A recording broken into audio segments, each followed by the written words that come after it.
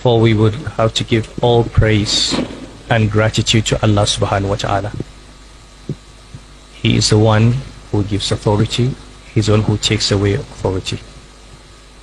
We thank him for life and for good health. As you know, I was appointed the 14th Emir of the single Emirate of Kano in June 2014. And now I'm reappointed as the Emir of the single Emirate of Kano. In between that period, we did not have a single emirate. We had 5 balkanized emirates. And this was an injustice to the history of Kano. It was an attack on our history, on our culture, on our traditions. And it was an act of betrayal to our family.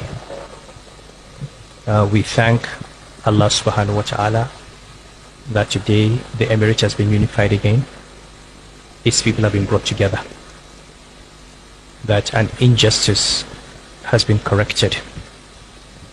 Because, as you know, I was dethroned on an allegation of insubordination, which was never specified. I was never given an opportunity to defend myself, but I have never spoken about it because I always assumed that when the time is up, it is up.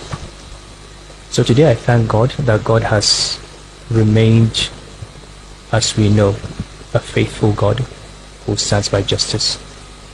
I would like to express my sincere gratitude to my brother, His Excellency, the Governor of the State, Engineer Abu Kabir Yusuf, my brother, His Excellency, the Deputy Governor, Comrade Amin Abdul Salam, His Excellency, the Honorable Speaker of the House, for making this possible. I would also like to express my thanks to His Excellency, the President, Alhaji Asiwaju Bola Ahmed Tinubu, without whose principled stance of non-interference in the internal affairs of the state, this would not have been possible. The President has shown that he is a respecter of the Constitution and the separation of powers. He recognizes that this is a purely local matter and that the government has a responsibility to do what is right for the state.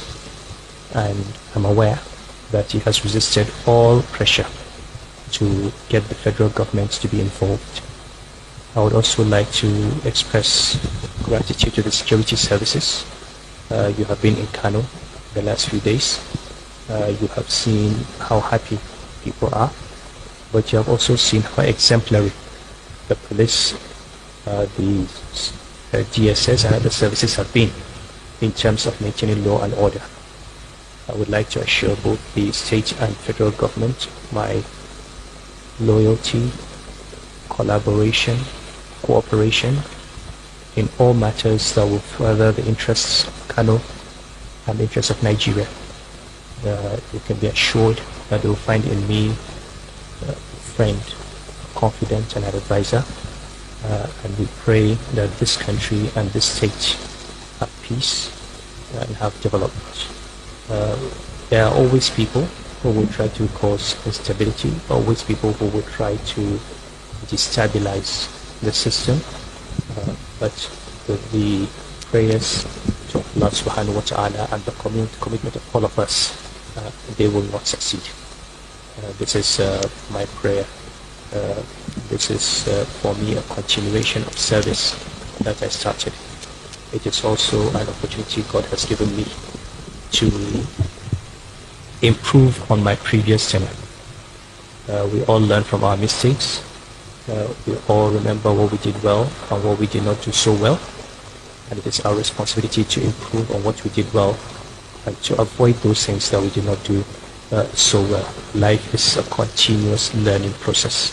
I've enjoyed the break of the 4 years. I've been grateful to God for the time spent. And I thank the people of Kano for their love. I thank them for their affection. I thank all the scholars, the business community, and the political class for the support they have given me. Thank you.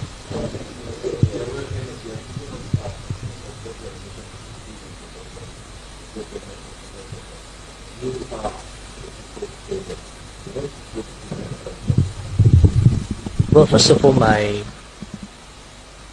advice to people is at this point in time, we need to exercise a lot of patience. I'm an economist, and I look at many things through the prism of economics. We are at a stage in our national development where some decisions have had to be taken, and people are going through difficult times. But these difficulties are a result of many, many years of bad policy. So we should first of all understand that the current government is not the one that is responsible for the issues, but they do have to bear the burden. It is now their responsibility. Now, anybody who knows economic crisis understands that these things take 2, 3, 4 years to work themselves out. We should not expect that because we have a new government that in 6 months all the problems of the previous 8 years will be eradicated. So first I would urge people to be patient. I would also urge them to be fair. I would also urge the government to understand that much as these difficulties are necessary, we have a responsibility to make them as short as possible and get out of this crisis as quickly as possible. So I think my primary role will have to be to continue to offer constructive advice to the government and also to the people, because we need to explain to them. Sometimes people get involved in politics and propaganda. It is easy to attack a government or attack the president or blame this or blame that, but sometimes with the best of intentions, there's nothing anyone can do about certain circumstances. The people of Kano have been known for their resilience. I would like to continue to urge them to focus on education and skills. I would like them to, in particular, pay attention to the girl child. This has always been my conversation. I would like them to understand that it's very important that they do not rely entirely on the government for their livelihood. People should try and earn a living. And I hope the government will be able to create the opportunities for individuals to thrive and to earn. These are my words.